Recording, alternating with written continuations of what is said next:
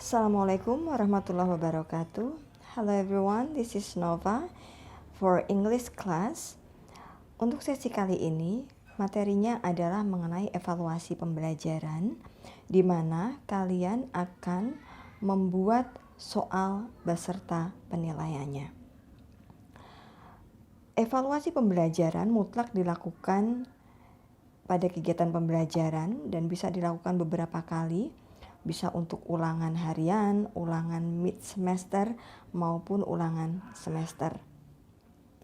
Kenapa materi ini penting untuk diberikan? Supaya tidak terjadi kesalahan ataupun ketidakadilan ketika memberikan penilaian kepada siswa. To make you understand about this lesson, I will deliver it in English in Bahasa Indonesia. So, let's start it. Untuk evaluasi pembelajaran, banyak sekali cara yang digunakan untuk memberikan evaluasi. Evaluasi ini bisa dikenakan kepada yang berkaitan dengan pengetahuan, kemudian keterampilan, kemudian unjuk kerja. Itu sebabnya penilaian itu ada penilaian pengetahuan, penilaian unjuk kerja, penilaian performan. Kalau penilaian performance itu biasanya disuruh maju baca puisi atau nyanyi. Nanti di situ ada instrumen penilaiannya yang dinilai apa?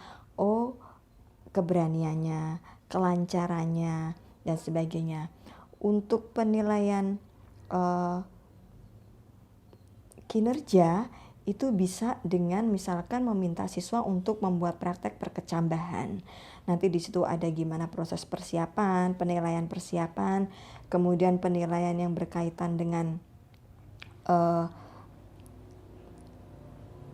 proses terjadinya perkecambahan, kemudian sampai kepada hasilnya. Oke. Nah, di sini saya akan mengkhususkan kepada penilaian pengetahuan. Penilaian pengetahuan bisa dilakukan dengan dua hal, dengan secara tertulis maupun lisan. Dan yang saya sampaikan kali ini berupa penilaian yang sifatnya tertulis. Untuk penilaian tertulis, soalnya bisa berupa pertama multiple choice, kemudian kedua adalah esai. Esai itu bisa short answer, bisa long answer. Pilihan ganda itu masuk kategori multiple choice karena apa? Tingkat kesulitannya sama dan mirip gitu. Oke, guys, kita akan mulai satu persatu untuk membahas ini. Oke. Ada beberapa hal yang perlu diingat dalam membuat soal. Yang pertama adalah soal itu harus ada petunjuk pengerjaannya. Kenapa? Supaya muridnya tahu, saya tuh disuruh apa? Saya mesti berbuat apa untuk menjawab soal ini? Kemudian yang kedua harus dibuat pedoman penskoran. Manfaatnya apa dibuat pedoman penskoran itu? Satu, supaya kalian tidak zolim kepada murid. Dalam artian, nanti si A jawab ini dikasih nilai segini, si B jawab ini kok dikasih nilai segini. Atau juga mungkin ngoreksinya panjang sekali dan lelah. Dapat 10 siswa berhenti. Nah, kemungkinan ketika kembali lagi nanti lupa. Tadi untuk soal yang ini nilainya berapa ya? Ini nilainya berapa? Maka pedoman penskoran akan berguna pada saat seperti itu. Baik, sekarang kita bedah satu persatu. Soal yang saya buat adalah soal kombinasi. Ada multiple choice, kemudian short answer, kemudian long answer. Ketika kita membuat soal, kita pikirkan juga skornya. Skor itu normalnya ada di kisaran angka 10 atau mau 100. Kalau misalkan nilainya 100 dan soal yang kalian buat itu semuanya multiple choice, gampang saja, tinggal membagi skornya berapa dibagi soal. Tadi kalau soalnya multiple choice semua, soalnya misalkan ada 25, skor maksimalnya 100 ya tinggal bagi 100 bagi 25. Berarti satu soal dan nilainya adalah 4. Sama juga dengan short answer. Misalkan nilainya 100, short answer kalian bikin soalnya 50. Maka ya 100 bagi 50. gitu. Tapi ingat, ini tidak berlaku untuk long answer. Nah, contoh yang saya berikan ini adalah soal kombinasi. Karena soalnya kombinasi dengan skor maksimal adalah 100, maka saya akan membagi nilai 100 itu dengan 3 bagian. 1 bagian untuk multiple choice, 1 bagian untuk short answer, dan 1 bagian untuk long answer. Oke, kita mulai dari multiple choice. Multiple choice ini memiliki bobot yang sama. Dalam artian, soal ini tingkat kesulitannya sama. Karena murid tinggal memilih jawaban yang benar dengan cara menyilang. Ingat tadi bahwa soal harus disertai dengan petunjuk pengerjaan. Di sini petunjuk pengerjaannya adalah choose the right answer by crossing A, B, C, or D. Jadi anak-anak nanti akan memilih jawaban yang benar dengan cara menyilang salah satu dari A, B, C, atau D. Di sini sudah saya buat 5 soalnya, ini 10 soal, yang 5 sudah saya buat betul-betul dan yang 10 soal abstrak. Anggap saja ini sudah selesai. Di sini saya berniat memberikan satu soal nilainya skornya 3. So, kalau they answer all the question correctly, dia akan dapat 30. Nomor 1 sampai nomor 10 dia benar semua. Dengan satu soal saya beri skor 3, maka total dia akan dapat skor 30. Kemudian berikutnya untuk short answer. Short answer itu juga memiliki bobot yang sama. Karena yang ditanyakan juga sama. Contoh di sini mengenai colors. What color is clear sky? What color is our flag? Dan seterusnya. Jawabannya juga hanya berupa warna. So, tingkat kesulitannya sama. Karena tingkat kesulitannya sama, boleh diberikan skor yang sama. Di sini saya memberikan skor 5 untuk jawaban yang benar. So, if they answer all question correctly, they will get 25.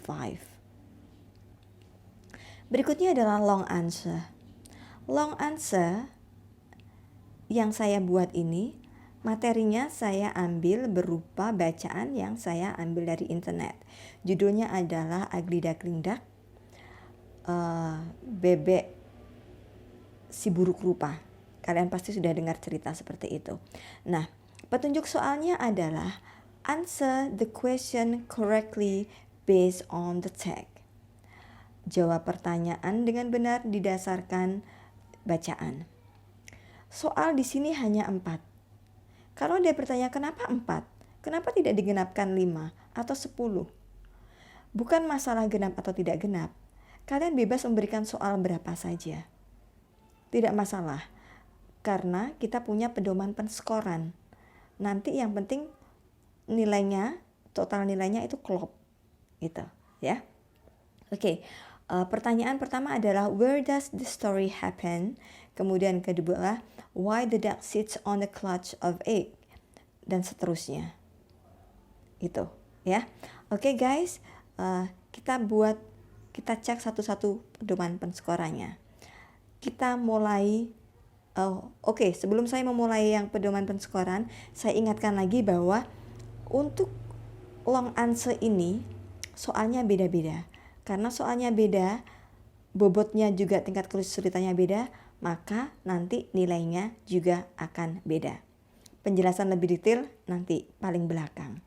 Oke, sekarang kita akan bahas scoring guides-nya dulu dari yang A, yaitu multiple choice. Ini score guidance-nya. Jadi yang harus kalian lakukan adalah nanti buat soalnya sampai selesai. Kemudian di bawahnya membuat score guidance. A. Multiple choice.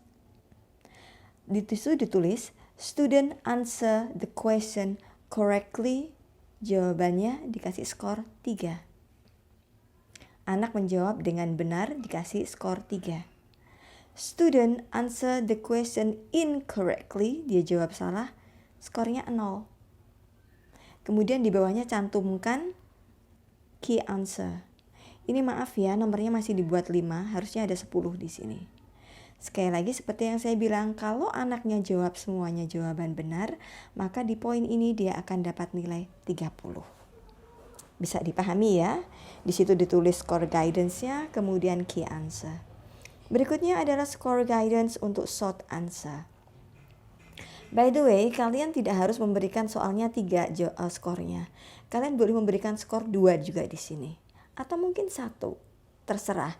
Tergantung bagaimana kalian membaginya dengan soal yang lain, dengan short answer, dengan long answer. Bebas saja mau kasih nilai berapa.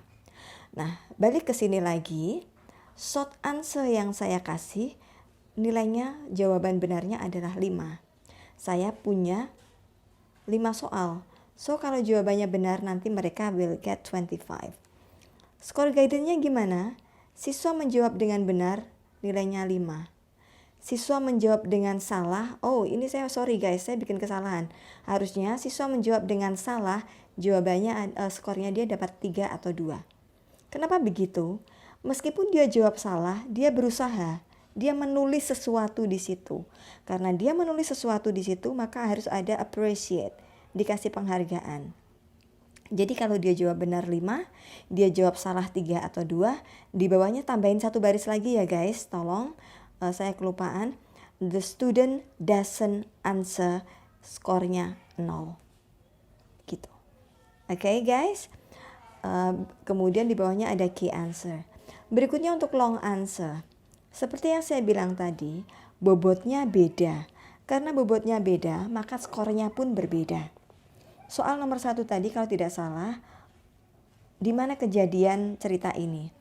Jawabannya adalah on the farm. Saya memberikan skor 10 untuk jawaban benar. Saya memberikan skor 5 untuk jawaban benar. Skor 2 untuk jawaban salah. Dan kalau dia tidak menjawab, skornya 0. Soal nomor 2, dia lebih susah daripada soal nomor 1. Kalau tidak salah pertanyaannya adalah, kenapa dia duduk di atas telur? Jawabannya adalah untuk bikin menetas.